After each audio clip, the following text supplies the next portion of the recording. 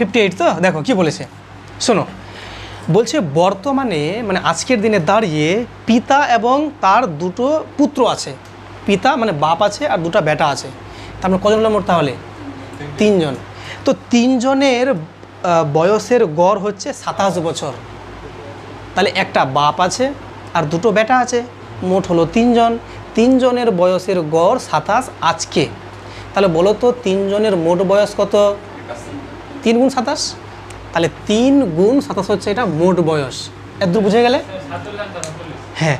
এটা দেখো শোনো ভালো করে শোনো এটা বুঝে গেলে না ঠিক এবার পড়তে বুঝে পড়তে হবে দেখো কি বলছে 5 বছর আগে আজকে না 5 বছর আগে দুই পুত্রের বয়স গড় বয়স ছিল 12 বছর তাহলে দুটো বেটা বলছে না হ্যাঁ 58 বলছে দেখো 5 বছর আগে শোনো মন দিয়ে 5 বছর আগে দুই বেটা যে আছে তাদের বয়সের গড় ছিল 12 বছর তাহলে বলো তো 5 বছর আগেই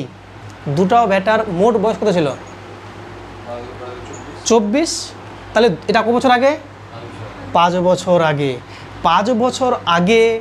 দুটো বেটার মোট যদি 24 থাকে আজকের দিনে দুটা বেটার মোট বয়স কত হবে বেশি না কম হবে তাহলে 5 করে যোগ হয়ে যাবে না তাহলে 24 আর 10 34 এটা বোঝা গেল 5 বছর আগে বেটাটা যত বয়স ছিল আজকে 5 বছর পর আজকে বাড়বে বয়সটা না কত বাড়বে 5 বেড়ে যাবে তো শুধু একটা বেটা না দুটো বেটারই বাড়বে দুটো বেটারই বাড়বে তো 5 বছর আগে তুমি বলছো 12 ছিল গড় তো মোট ছিল 24 তাহলে মোট যদি 24 ছিল 5 বছর আগে তো আছে কত 24 প্লাস 10 কত হলো 34 তাহলে দুটো বেটা মিলে কত হলো তাহলে কত হলো বলো 34 ঠিক আছে তাহলে এই দুটো বেটা হয়ে গেলো 34 আজকের দিনে দাঁড়িয়ে হ্যালো মন দিয়ে বুঝো ফের বলছে দেখো যদি দুই পুত্রের বয়সের পার্থক্য 4 বছর হয় সে যাই হোক এই বয়সটা আছে কার বয়স এটা দুই বেটার মোট বয়স আজকে আর এটা কার বয়স বাপ বেটা দুটো মিলে তো এটা মোট কত 81 হলো না 34 যদি মাইনাস করতে কার বয়সটা পেয়ে যাবো হয়ে গেল তোর তাহলে 11 থেকে 4 গেলে 7 এটা 4 47 কিছু ছিল অঙ্কটা কিছু হ্যাঁ ওটা তোমাকে দিয়েছে জাস্ট খালি তোমাকে তুমি যেন ঘাবড়ে যাও দরকার নেই